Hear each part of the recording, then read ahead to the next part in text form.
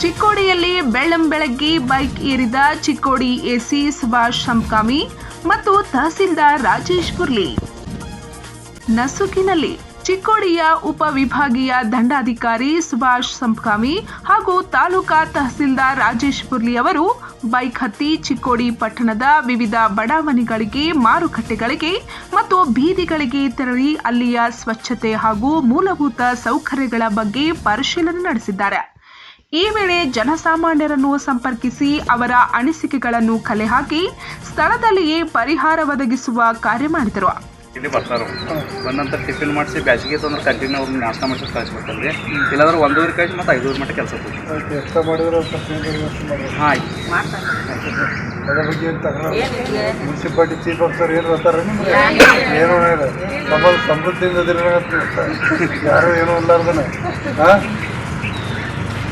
ಕೆಲಸ ಮಾಡಿರಿ ಅದು ಮುಸ್ಕೊಟ್ಟು ನಿಮ್ಗೆ ಆಮೇಲೆ ಹೇಳ್ತಾನೆ ಕೆಲಸನೇ ಯಾವುದು. ಸಾರ್ವಜನಿಕ ಆಸ್ಪತ್ರೆಗೆ ಮತ್ತು ತಾಯಿ ಮಕ್ಕಳ ಆಸ್ಪತ್ರೆಗೆ ಭೇಟಿ ನೀಡಿದ ಅವರು ರೋಗಿಗಳೊಂದಿಗೆ ಕೆಲ ಸಮಯ ಕಳೆದು ಅಲ್ಲಿಯ ವ್ಯವಸ್ಥೆಯ ಕುರಿತು ವೈದ್ಯಾಧಿಕಾರಿಗಳ ಬಗ್ಗೆ ಪ್ರಶಂಸೆ ವ್ಯಕ್ತಪಡಿಸಿದರು. ಇಬ್ಬರು ಮೇಲಾಧಿಕಾರಿಗಳ ದಿಢೀರ್ ಪಟ್ಟಣದಲ್ಲಿಯ ಸಂಚಾರದ ವಿಷಯ ತಿಳಿದ ಕೆಲ ಅಧಿಕಾರಿಗಳಲ್ಲಿ ಎಚ್ಚರಿಕೆ ಮೂಡಿದೆ. ಅಧಿಕಾರಿಗಳು ಇರುವುದರಿಂದ ರಾಮರಾಜ್ಯದ ಕನಸು ನನಸಾಗುವ ಭರವಸೆ ಜನಸಾಮಾನ್ಯರಲ್ಲಿ ಮೂಡಿದೆ.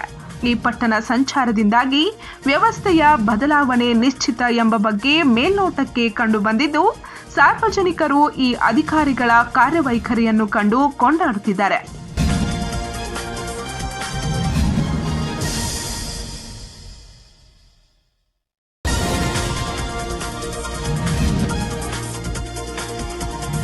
ಇಲ್ಲಿ ಬರ್ತಾರೆ ಬಂದಂತ ಟಿಫಿನ್ ಮಾಡಿಸಿ ಬ್ಯಾಸಿಗೆ ತಂದ್ರೆ ಕಂಟಿನ್ಯೂ ಅವ್ರನ್ನ ನಾಷ್ಟ ಮಾಡಿಸಿ ಕಳಿಸ್ಬೇಕಂದ್ರೆ ಇಲ್ಲಾಂದ್ರೆ 1:30 ಕಾಯ್ಸಿ ಮತ್ತು 5 ಮಟ್ಟ ಕೆಲಸ ಎಕ್ಸ್ಟ್ರಾ ಮಾಡಿದ್ರೆ ಹಾಂ ಅದ್ರ ಬಗ್ಗೆ ಮುನ್ಸಿಪಾಲಿಟಿ ಚೀಫ್ ಆಫೀಸರ್ ಏನು ಬರ್ತಾರೆ ನಿಮ್ಗೆ ಏನೂ ಇಲ್ಲ ನಮ್ಮಲ್ಲಿ ಸಮೃದ್ಧಿಯಿಂದ ಯಾರು ಏನೂ ಇಲ್ಲಾರ್ದನೆ ಹಾಂ